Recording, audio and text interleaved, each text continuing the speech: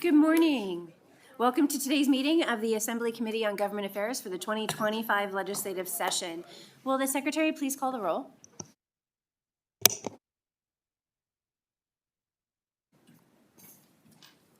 Assembly members Carter, Present. DeLong, Present. De Silva, Edgeworth, Flanagan, Gallant, Goulding, Gurr, Hunt, Jackson, Karras, Kasama, Wynn, Chair Considine. I am here. We do have a quorum. Please mark Assemblymember Goulding absent excused. And welcome to the audience here in Carson City, those joining by video conference in Las Vegas, and those listening over the internet. I would like to begin with our usual housekeeping measures. Please check and silence your electronic devices. If you wish to testify, please sign in at the table by the door and provide a business card to our committee secretary. When testifying, please turn on the microphone and clearly state your name and any affiliation for the record. And as usual, we expect courtesy and respect in our interactions during the meeting, even if we disagree with anyone else's position. And committee members will be using their laptops to view handouts and other documents. Please do not interpret that as a sign of disrespect or inattention. Today, we will hear Senate Bill 443, which revises provisions relating to public works. And let's get started. I will now open the hearing on Senate Bill 443. To present this measure, we have Majority Leader Cannizzaro, and please go ahead when you are ready.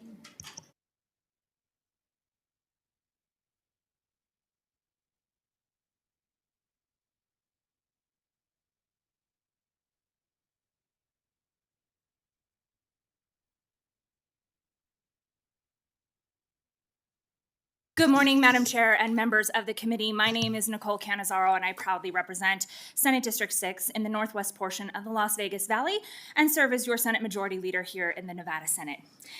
I am pleased today to be presenting to you Senate Bill 443, and alongside me today is Vince Saavedra from the Southern Nevada Building Trades. And I would like, Madam Chair, with your indulgence, to briefly go over the bill, talk a little bit about why we believe this is an important piece of legislation, and then turn it over to Mr. Saavedra to add some additional comments before taking any questions that you or the committee members may have. This bill, Senate Bill 443, is a way in which we are seeking to make sure that when we are building large projects with our utilities here in the state of Nevada, that we are also supporting working families. And so Senate Bill 443 adds several provisions to chapters of NRS that I think will allow for us to ensure that that is the case. I'm going to start with going through some sections of the bill. Section 2 of the bill provides a declaration of legislative intent concerning the payment of prevailing wages to workers that are performing construction work on significant operational or capital requirement projects awarded by a public utility relating to electric generation facilities or natural gas infrastructure.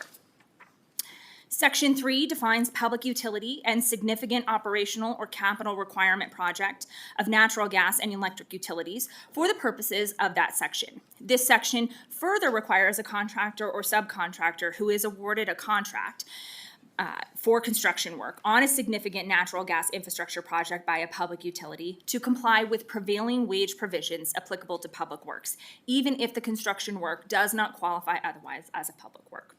Section 3 also clarifies that these provisions do not apply in situations where the primary construction work is performed pursuant to a collective bargaining agreement, worksite agreement, or project labor agreement. Lastly, Section 4 clarifies that the provisions of this bill are not to be applied retroactively. Madam Chair and members of the committee, you should also have received a proposed amendment. It's largely technical in nature. That conceptual amendment should be provided and available for you on Nellis. This amendment does make a small revision to the legislative declaration in Section 2 of the bill, noting that the payment of prevailing wages on these types of projects will help enhance public safety here in Nevada. The amendment further revises the exemptions in Section 3 for electrical projects with a collective bargaining agreement, project labor agreement, or worksite agreement in place. Madam Chair, at this point, I would like to hand it over to Mr. Saavedra to give additional comments, and then we'd be happy to take any questions that you or the committee members may have. Thank you, Senate Majority. Thank you, Committee Chair and members of the committee. My name is Vince Saavedra for the record. Vince, V-I-N-C-E, Saavedra, S-A-A-V-E-D-R-A, and I am the Executive Secretary Treasurer to the Southern Nevada Building and Construction Trades. As the Executive Secretary Treasurer, we're bringing this legislation forward to ensure that workers on the majority of the utility projects are paid prevailing wage, which is essential for attracting and retaining skilled labor in the state. Oftentimes, we hear that we have a workforce shortage, where the truth is we have a skilled and trained workforce payment shortage. That's why it's hard to find a solid workforce in Southern Nevada. We have plenty of skilled and trained workforce who just don't want to go to work for less than prevailing wage sometimes. This is especially important as we face growing demand for infrastructure improvements and energy projects. Without competitive wages, we risk shortage of skilled workers, like I just said. By guaranteeing fair pay, this legislation helps secure and stables experienced workforce ready to meet Nevada's infrastructure needs. Prevailing wage standards are directly linked to higher quality, safer, and more reliable construction outcomes. Honestly, that's what this bill is gonna do, right? We're trying to help Nevada's workforce stay in Nevada, grow our youth, have workforce development programs like apprenticeships and other things to keep Nevada working. And this is gonna help it. This is gonna help make sure that the construction workforce doesn't come from out of state, because Nevada knows its worth and its value. Some folks that come from other states like Arizona and such, they think that they're getting a good deal because their area standards are lower than ours. So they come here and do it for less. So that's what this project is doing, trying to help ensure that Nevada's workforce goes to work. And with that, I'll open it up for questions.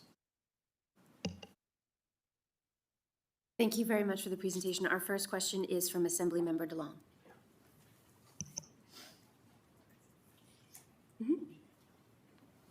Thank you, Chair. Thank you for the brief presentation. Appreciate it on the Friday morning. Since this is a bill that's going to affect public utilities, which are regulated by the PUC, one of the goals of the PUC is to keep rates for the public as low as possible. Won't this bill increase the rates for all citizens of Nevada? Thank you for the question, Assemblymember. Through you, Madam Chair, to Assemblymember DeLong. Thank you, Madam Chair. Nicole Cannizzaro, Senate District 6. Not necessarily. I will say this. Obviously, when we're talking about building very large construction projects, some of the things that we also have to be concerned with as a state and as a legislative body are whether or not those projects are being built safely, whether or not they're being built on time, and whether or not they're being built in a way that is appropriate, right? Where we don't have to go back and change things. When you're talking about making sure that highly skilled labor is involved in the construction of those types of projects, you are talking about people who have the requisite training, including safety experience, to not only make sure that those jobs are built efficiently, but are also, and you can look at a number of data that talks about when you have a highly skilled and trained workforce working on construction projects, you will inevitably get them being built on time and without needing to go back and have a bunch of change orders or having to redo a bunch of that work. And I think that when we're talking about that balance, right, and if we're talking about rates for consumers, one of the things that consumers want is to make sure that that infrastructure exists so that when you flip on that light or when you go to turn on your stove, that utility work is done so that you can access that as a consumer. So that's number one. Number two, they want to make sure that when we're building those projects, we're building them in a fashion that assures that they're getting done on time and without a bunch of additional work having to be done and public dollars having to be spent. And also, I think it's important to note that when we're talking about prevailing wage, we're talking about making sure that we are paying people the kind of wages that allow them to support a family, that allow them to be there and to do the things in our community that we want every Nevadan to be able to do. And that is why I don't think that this necessarily results in a higher cost, because we're building things efficiently and safely with skilled workforce. And we're also providing incentives within our community to allow for working families to get ahead and to maintain and to be able to provide on that promise, right? That if you have a job and if you're one of those people that's able to go to work and do a hard day's work, that you're going to be able to provide for your kids and for your family. And I think that we owe that to Nevadans. And so I don't believe that that is necessarily a true statement, and especially when you start to look at the data for when you have highly skilled workforce working on those types of projects. Quick follow-up. Thank you. There were two items in in your response. One had to do, you said public dollars, but these projects are done by private companies. So I don't believe we actually have public dollars being spent. Thank you for that. And then the second sorry. part, with regard to your response is, do you believe that the PUC is not sufficiently regulating these utilities at this point? So that the projects aren't being constructed safely? Thank you for the question, Assemblymember DeLong. Nicole Cannizzaro, Senate District 6. First, when if we're talking about public dollars, right, which I don't think I said, but if I said public dollars, I think one of the delineations, and we had this question certainly on the Senate side, that utility projects are not built in the same way that we as a legislature or a local entity is giving public tax dollars to a project, and so therefore provisions within NRS 338 would be triggered such that prevailing wage would apply. But I do think that it is important to note that this particular bill, and why I think this is different than whether or not we're applying this to any project that exists, any private project that exists, is that when you talk about public utilities, you are talking about ratepayer dollars, right? These are utilities that are providing services to all Nevadans, and that we demand, right, are available for us as consumers, as people who live in this state, and we pay rates to help to provide that service. And so while it's not in the same fashion that we would ordinarily think of public dollars, these are certainly people who are paying for a service, and I think we owe it to make sure that when we are enacting laws that we're doing so in a responsible fashion. Please do not take my comments to say that I believe that somehow the PUC is not doing their job. I think that when I talk about big construction projects, when you look at data of whether or not you have a highly skilled and trained workforce who is certified in safety precautions, who knows how to do that job, who has been appropriately trained, you inevitably are going to see those projects built more on time and with less dangers to the folks who are working on those projects. That is just uniformly true. And I think that if we're doing something to ensure that a highly skilled workforce is always working on these very large construction projects, that is a laudable goal, not only for this body, but also for the public as a whole. Thank you. I have a quick question, then we'll go on to other questions. So when I read this on section 3, subsection 3A, when we're saying public utilities, when I'm reading this, I'm thinking of our monopoly gas or monopoly electric.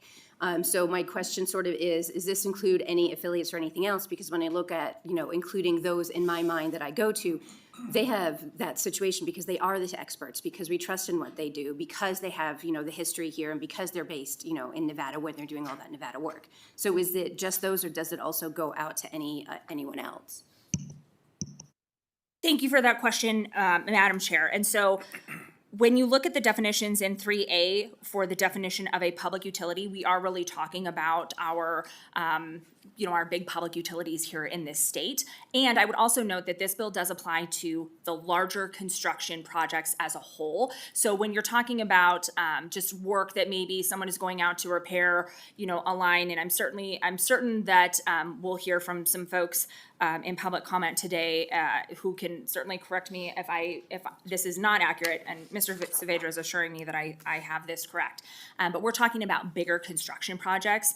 So if you're going in to sort of build a transmission line, or you're going in to do a lot of repair for a larger piece of infrastructure, then this would be triggered.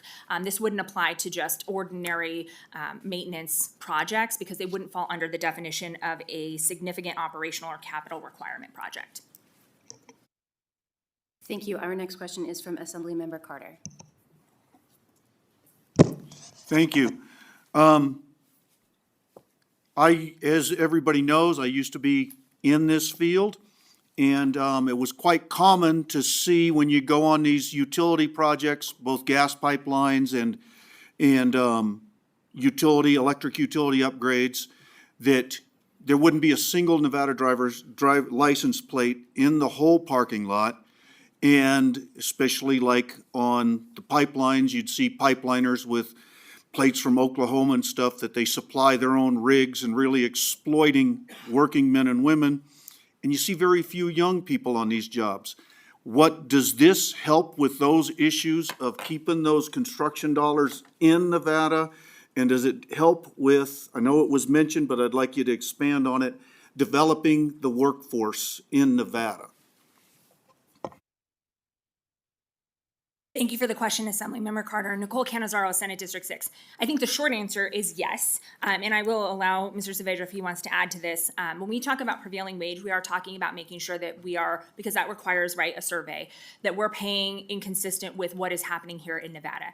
So you would typically see more Nevadans working on those jobs because A, we want people, right? I think to our initial comments, we want people here in Nevada who are trying to do what it is that we all believe that people should be doing, right? Going and doing a hard day's work and being able to provide for your family.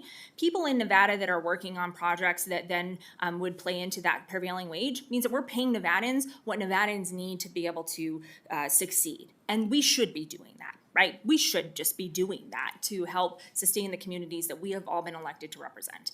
And so I do think that you will see that there are more people who are here, who are Nevadans, who are going to go and work on those jobs, because we're not just going out of state and picking any person to come in and then work on a construction project and sending them home. There's an investment in the community with this sort of requirements. I think secondarily, you will also see that along those same lines, we have done a lot of work to build up apprenticeship programs, right? To bring young people into these trades, to go and find them and say, hey, listen, there's a lot of ways in which in Nevada we believe in success. It is not just going and getting a 4-year degree. Like, that's great if that's what you want to do, but there's also a whole world out there where you can succeed and thrive with these trade jobs. And we have done a lot of work to make sure that we are talking to high school students, that we're making those choices available, that we're investing in apprenticeship programs. And those sort of go hand in hand when we're talking about making sure we're paying prevailing wage, that we can actually support bringing in, right, young people and training them to do these jobs. And so I do think that you will see both of those things as a result. If I may, Chair, Ben Saavedra for the record, just to kind of throw a little bit extra on it.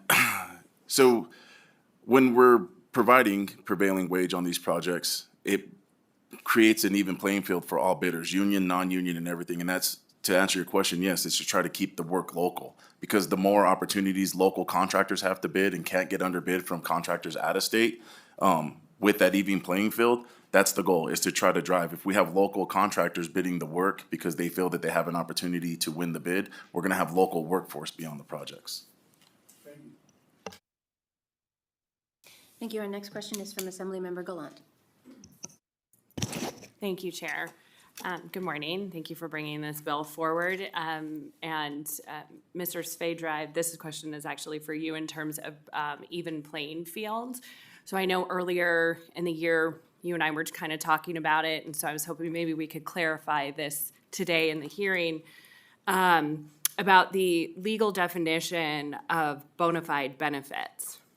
So we want to make sure there's an even playing field for all of our companies here, signatory and non-signatory. Do non-signatory companies have access to the bona fide benefits in that legal definition to be able to count it in the prevailing wage?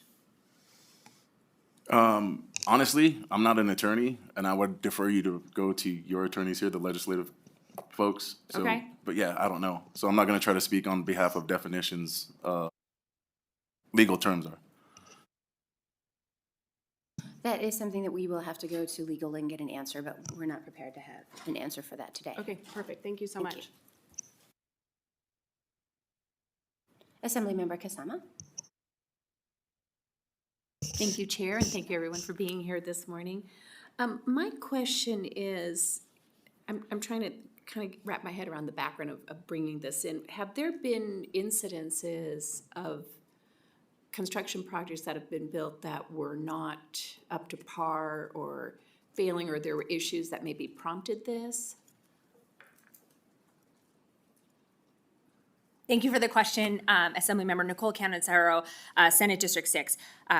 Assemblymember Kasama, this is not as a result of any one incident, right? This is I think, a recognition that there are, and there currently are, I will say, some projects that are built, and that's why you see language in this bill for things like worksite agreements, collective bargaining agreements, and other terms, because there are currently these sorts of agreements in place on some projects, right? But it is a project-by-project issue, or within the definitions of those particular agreements, what sort of work would be covered would be covered under those particular agreements. And so I think there's a wider recognition that when we do have skilled labor and we do have them working on these big construction projects, and we are now providing jobs to Nevadans and providing that even playing field, that is good policy, and that is what sort of prompted this bill. Chair, could I indulge another question? This is kind of more of a technical, under the section 3, subsection 3B1, significant operational or capital requirement project means, and under 1 it says the construction or replacement of a natural gas pipeline approved in a plan submitted pursuant to, and I don't know the details of that, so forgive me for that, but is there a scope on that? Does that include a dollar scope, or what is the, how much does that encompass as far as size of the project? Just kind of an idea, ballpark. Thank you for the question, Assemblymember Nicole Canizaro, Senate District 6. Assemblymember Kasama, that was a definition that in working with the utilities to try to delineate when we're talking about bigger construction projects versus just day-to-day sort of maintenance. We wanted to sort of capture those bigger projects in this. And so that is where we landed on that particular definition, such that this would really only apply to things that are of a much larger scale. Thank you. Our next question is from Assemblymember Flanagan. Thank you, Madam Chair, and thank you for being here this morning for the presentation. Just wanting to ask you to speak to, if you can, the numbers in terms of the population this affects, since this currently isn't legislation. How many people are we talking about missing out on work opportunities because of the way we're currently structured? Thank you for the question, Vince Saavedra for the record. We haven't ran the numbers as far as what this could do, but I don't want to sit up here and give you the wrong information and wrong data.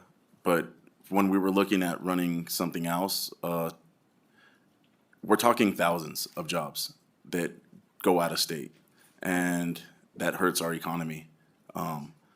Our local economy, like I said, when construction workers are working, the economy is booming, local, small businesses, mom and pops. So I would say in upwards of the thousands, Assemblymember Flanagan. Thank you. We have one more question from Assemblymember DeLong. Thank you for your indulgence, Chair. Appreciate it. In the testimony, you've emphasized a lot about making sure that we have skilled and workers that understand safety, which I appreciate that. Are you implying that you have to have someone paid prevailing wage or be under a PLA to get those skills?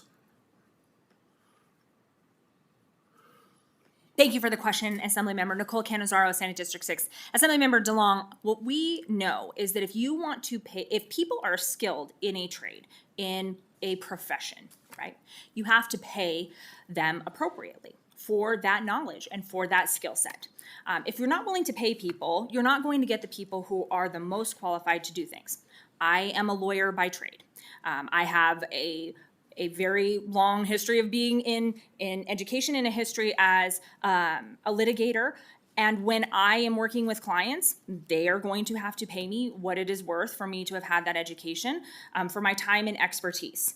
That is true in any profession. Somebody who is trained and has the requisite skills, you are going to have to pay them what they are worth. And so when we talk about prevailing wage, you're talking about making sure that we are taking into account the assessment of the people who are working in Nevada in these types of jobs for that type of work.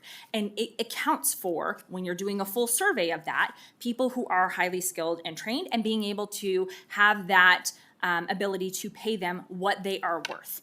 If we believe that it is worthy for people to be skilled to build construction projects because that work does take a skill, then we must be willing to pay them what they are worth. And I think to Mr. Saavedra's first comments, if you want to have people here in Nevada working on these projects and not just picking up some random folks out of state who are looking for any amount of money to do any kind of job and maybe they don't know what they're doing, like that's what you're going to get. But if we know we're going to take an assessment of all the folks who are working in those types of jobs here in Nevada and apply that and say, yes, we're going to be able to pay you, we have less of a workforce issue and more of a, are we willing to pay that workforce what they are worth for their skills? Thank you. You didn't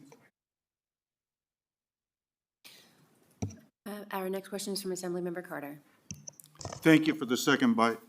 I'm thinking back about stuff that has been done in this legislature, such as on the abatement bill for, the abatement program for utility scale solar, where the legislature set up a base wage and labor standards in order to make it to where that exploiting workers and exploiting Nevadans was taken out of the equation. Very similar to like NV Energy with their worksite agreement program that doesn't say it's got to be union or non-union. It doesn't say that. It just says we want a level playing field when it comes to labor on this. Quit trading in the value of human beings. Is this trying to accomplish the same thing? Thank you for the question, Assemblymember Nicole Canizaro, Senate District 6. And Assemblymember Carter, I think you hit it right on the head, right? When you're talking about, and listen, to Assemblymember DeLong's point, does that mean that every person who's ever worked on a project is not skilled? No. But if you are going to say that it matters to us to have skilled folks, we should be having a wage that makes sure that when we are doing those things, we're not exploiting workers. We're not exploiting Nevadans. We are paying them what they are worth, and we're creating a level playing field for our own folks. That is what we are saying. And if you have to be able to pay for that kind of skill set, right, because we believe in that as a goal, and we believe in making sure that Nevadans are getting jobs, then things like prevailing wage help us to do that.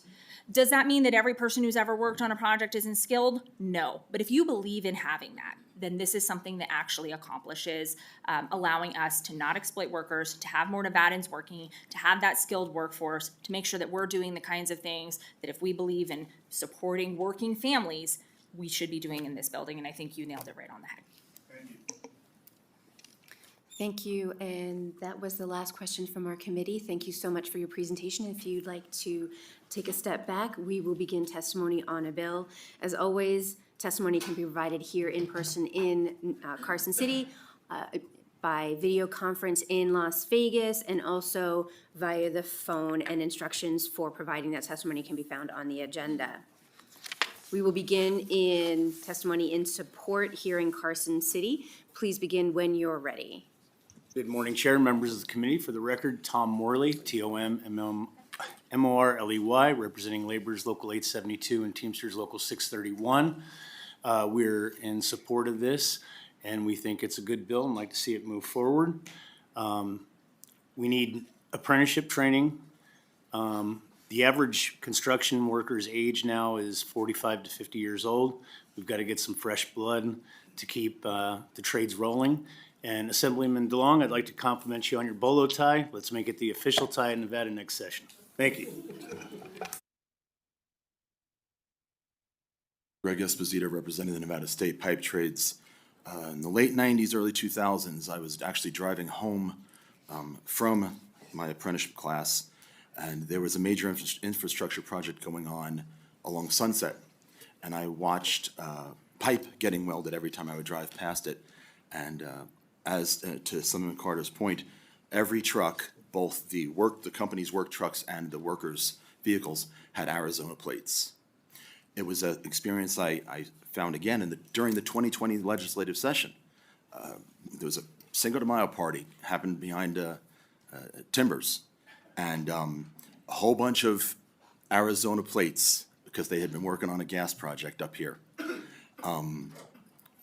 Assemblyman DeLong, to two of your points, there have been many studies across the country that prevailing wage does not increase prices. And actually, Nevada commissioned, the Building Trades in Nevada commissioned one that was done, I believe, by UNR a few years ago that I can share with you.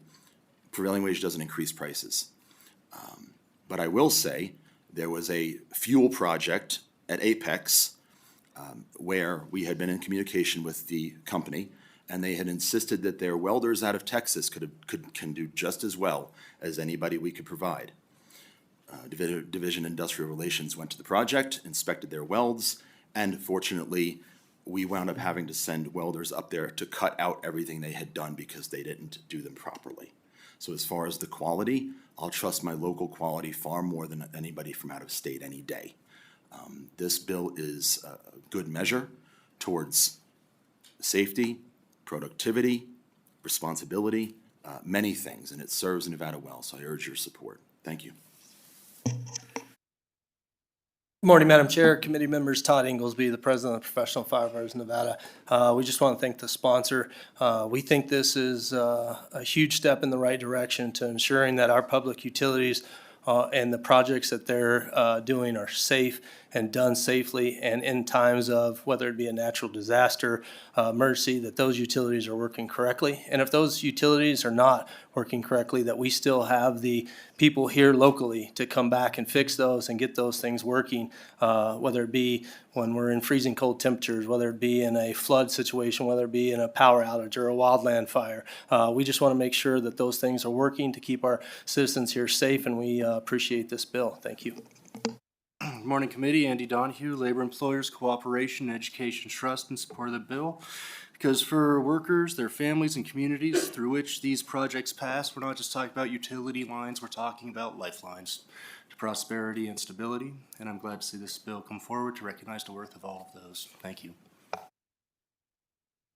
Thank you. Seeing no one else stepping up to the table in Carson City, we'll go to Las Vegas. Is there anyone in Las Vegas wishing to testify in support of Senate Bill 443? Please go ahead when you're ready. Good morning, Chair and members of the committee. My name is Ronnie Young. I represent the 4,300 members of the IBW Local 357 in Las Vegas, Nevada. We think this is an important bill. We think it's going to bring multi-generational opportunity for tradespeople throughout the industry and create good paying jobs. And we are in full support of this bill. Thank you. Good morning, Chair, members of the committee. My name is Daniel Lincoln, Regional Director for District Council 16. We represent over 2,000 families here in the state of Nevada. We are in full support of this bill and encourage you to support it as well. Thank you. Good morning, Chair and committee members. My name is Ryan Litster, RyanLitster,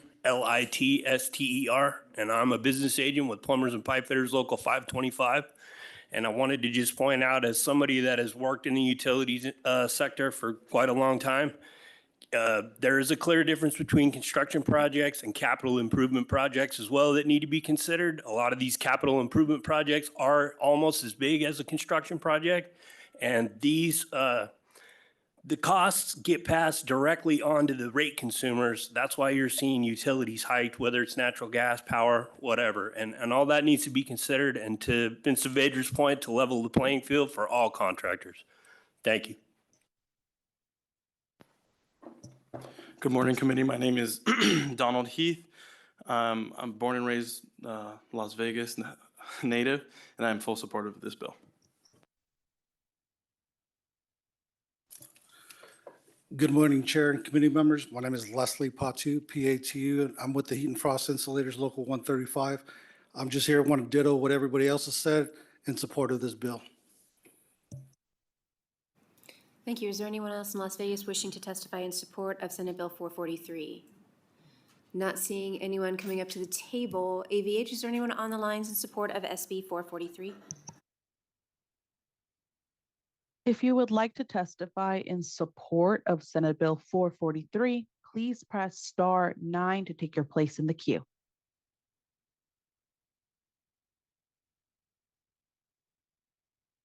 And if you recently joined the call and would like to testify in support of Senate Bill 443, please press star 9 to take your place in the queue.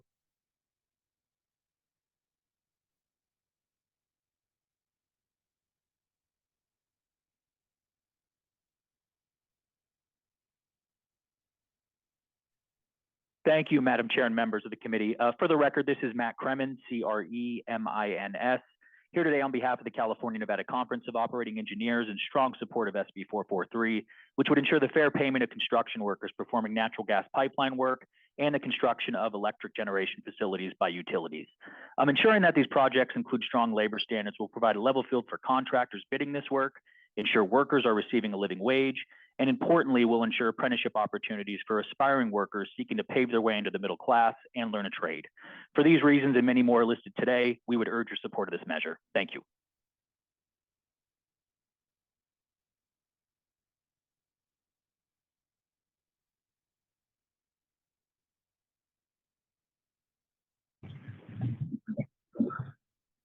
Good morning, Chair and members of the committee. My name is Hector Ariola. I am the Policy with the Nevada Environmental Justice Coalition, and we just want to echo everyone else's comment and say that we are here in full support of the bill, and thank you for your and dedication to the people of our city.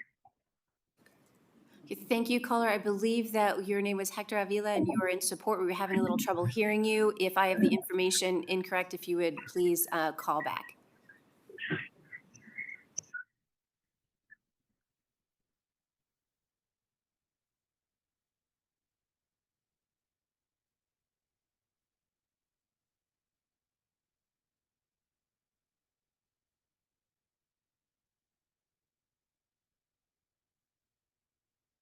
Caller with the last three digits 290, please press *6 to unmute yourself.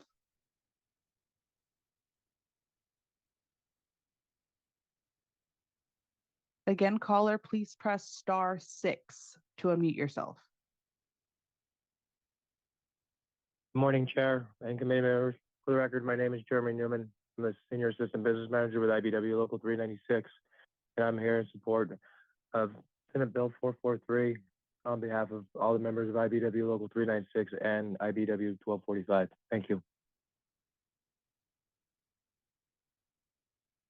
Chair, we have no additional callers in support.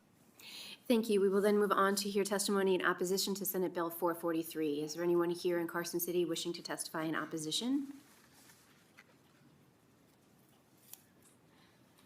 Please begin when you're ready.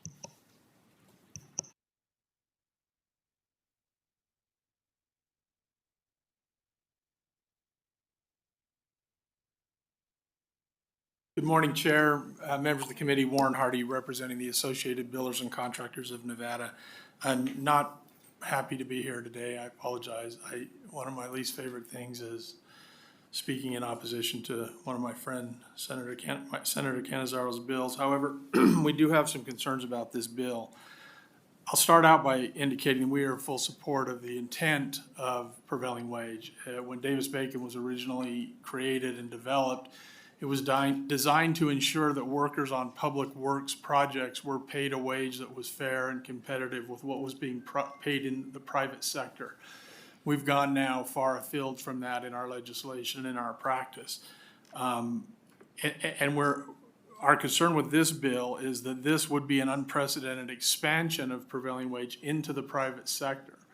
And for that reason, we are opposed. I would also indicate I'm a little confused about Section 3, subsection 2, which creates two separate categories of contractors working on these projects. That piece of the legislation exempts certain contractors from the provisions of prevailing wage if they meet a certain classification as identified in subsection 2, a member of a collective bargaining agreement, subject to a project labor agreement or a work site agreement. Understand the reason that's in there, but if we're trying to ensure that the provisions of Chapter 338013 to 338090 are complied with, I don't know why we would set a exception to that could be used to get around it. I'm not suggesting they would. I think the folks that are subject to that would do the opposite probably and increase the wage, but it does create that opportunity for that. And so those types of provisions in statute give us pause. With that, Madam Chair, I'll complete my testimony. Thank you. Thank you, Madam Chair, members of the committee. Alexis Motorex of the Nevada Chapter Associated General Contractors. We too are opposed to SB 443. This bill is an expansion of prevailing wage law to apply to projects paid for with private money. This was never the intent of prevailing wage and sets a precedent we cannot support. As Mr. Hardy pointed out, Section 3.2 creates two classes of contractors, ones who will need to comply with this law and bear the cost of tracking and filing certified payroll reports, and ones who will not, actually giving them a competitive advantage and tipping that playing field in favor of signatory contractors. There's no requirement in law that a signatory contractor needs to pay prevailing wage on private work. So theoretically, a contractor signatory to a collective bargaining agreement who would not need to comply with this law could pay less than prevailing wage since these projects are not public works. While we've always supported our existing prevailing wage laws, we cannot support this broad expansion. Thank you. Good morning, Chair and Committee. My name is Brian Reeder, speaking on behalf of the Nevada Contractors Association. First, we want to thank the Majority Leader and bill proponents for the dialogue. NCA always welcomes a discussion of prevailing wage. It's a key component of how the state and local governments bid public works. NCA represents the commercial construction industry in Southern Nevada, and NCA membership is composed of signatory and open shop contractors, all based in Southern Nevada. Both NCA's signatory and open shop contractors reviewed SB 443 and came to the same position of opposition. NCA has always supported prevailing wage on public works projects, taxpayer-funded projects, but NCA has been consistent in opposing bills that attempt to change the state's policy on prevailing wage to include private sector construction projects, and that's what this is, and for that reason, that's what this does, and for that reason, NCA opposes. Thank you. Thank you. Seeing no one else approach the table here in Carson City, we'll go to Las Vegas. Is there anyone in Las Vegas wishing to testify in opposition to SB 443? Please go ahead.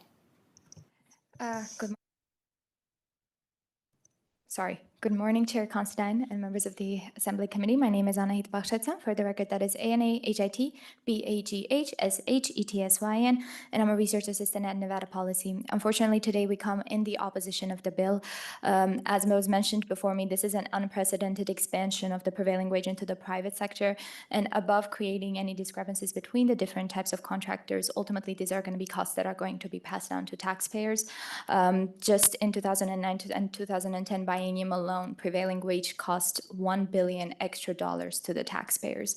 And while on some projects the legislature might think that this is worthy to pursue, on private projects this is absolutely unnecessary.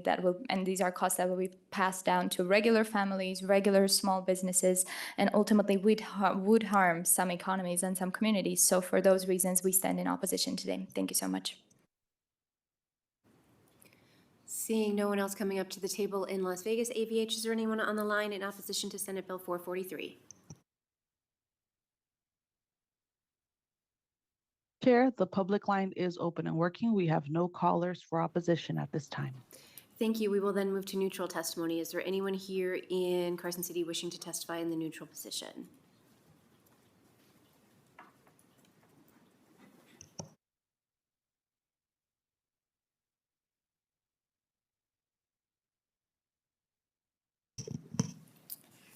Good morning, Chair Considine and members of the committee. My name is Ryan Bellows, RyanBellows, and I serve as NV Energy's Vice President of Government and External Relations. I'm here today in neutral on Senate Bill 443. I would like to thank both the bill sponsor and Mr. Saavedra for working with NV Energy to accept amendments that were proposed. NV Energy has a decades-long partnership with the IBEW. The IBEW represents half our workforce, and we have a robust apprenticeship program to develop our future workers and to retain and attract local candidates. We also have a long-standing partnership with the building trades, both in Southern Nevada and Northern Nevada. And we have the privilege of serving over 90% of the state. Electrical needs, and we've worked very closely with the IBEW and the building trades to build out Nevada's energy infrastructure. We know that when there is a local, professional, trained, and safe workforce, that's just critical for NV Energy, and it ensures that our customers are going to have safe and reliable power. So we look forward to continuing those partnerships into the future and to build out this important infrastructure. Thank you. Good morning, Madam Chair, members of the committee. My name is Scott Leadham, Director of Public Affairs for Southwest Gas. I want to ditto the comments of Mr. Bellows. Also thank the Majority Leader and Mr. Saavedra for accepting amendments on this bill to get us to neutral. Just a quick clarifying point earlier from Assemblymember Kasama's question. This does just apply, well, in the last session, this body approved a bill that puts natural gas utilities into a resource planning process similar to an IRP that the electric utilities go through. Our first plan needs to be filed in October 1st of this year. The projects that we're talking about are pipeline replacement projects that are approved as part of that resource planning process. So those are the projects that it will apply to. And just wanted to, again, thank the sponsor and the bill proponents for helping us get to neutral on this bill. Thank you. Seeing no one else approaching the table in Carson City for neutral, we'll go to Las Vegas. Is anyone wishing to testify in the neutral position on Senate Bill 443? Seeing no movement in Las Vegas, AVH, is there anyone on the line for the neutral position on Senate Bill 443? The public line is open and working. We have no callers for neutral at this time. Thank you. Would the presenters like to come up for any final remarks?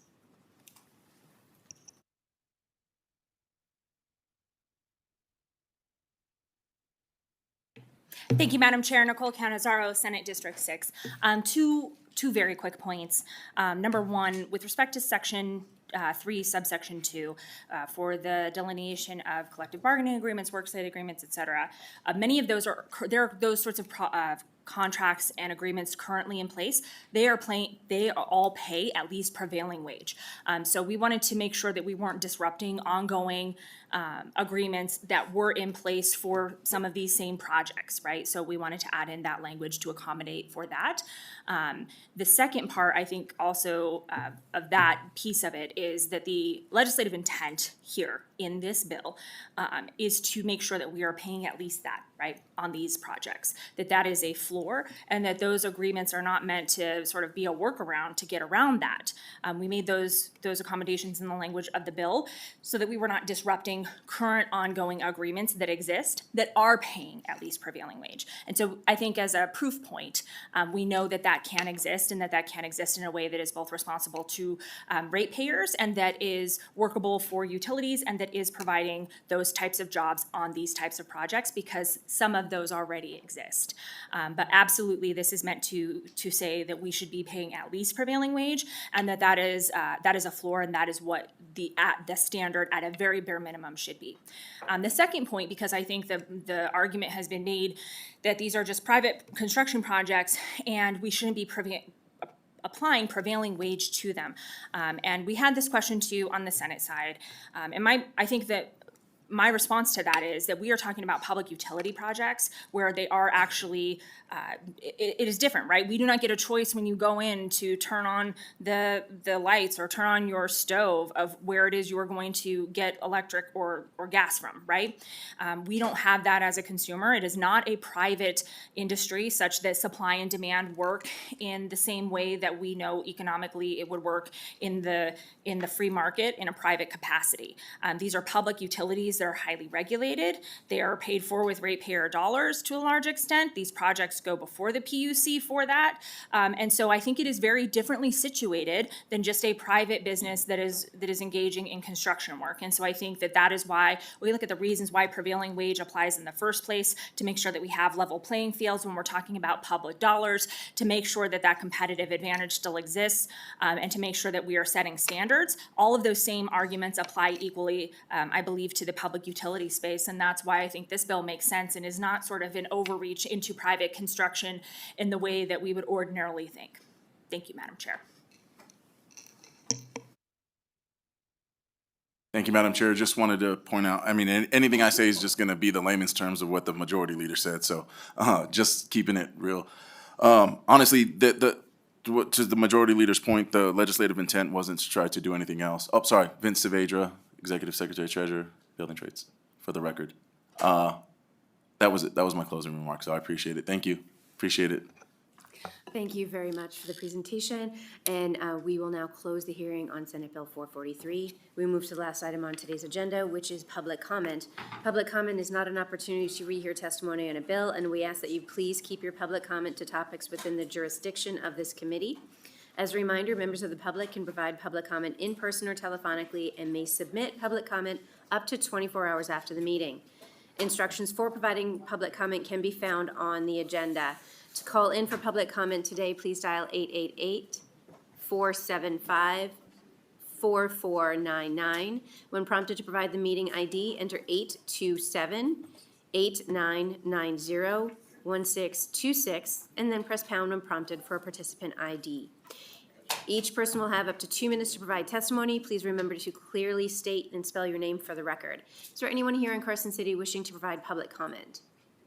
Seeing no one approach, is there anyone in Las Vegas today that wishes to provide public comment? Seeing no one coming up to the table in Las Vegas, AVH, is there anyone on the line wishing to provide public comment today? The line is open and working. We have no callers for public comment at this time. Thank you. Our next meeting will be Monday, May 12th at 8 a.m. in room 4100. That concludes our meeting for today. The meeting is adjourned.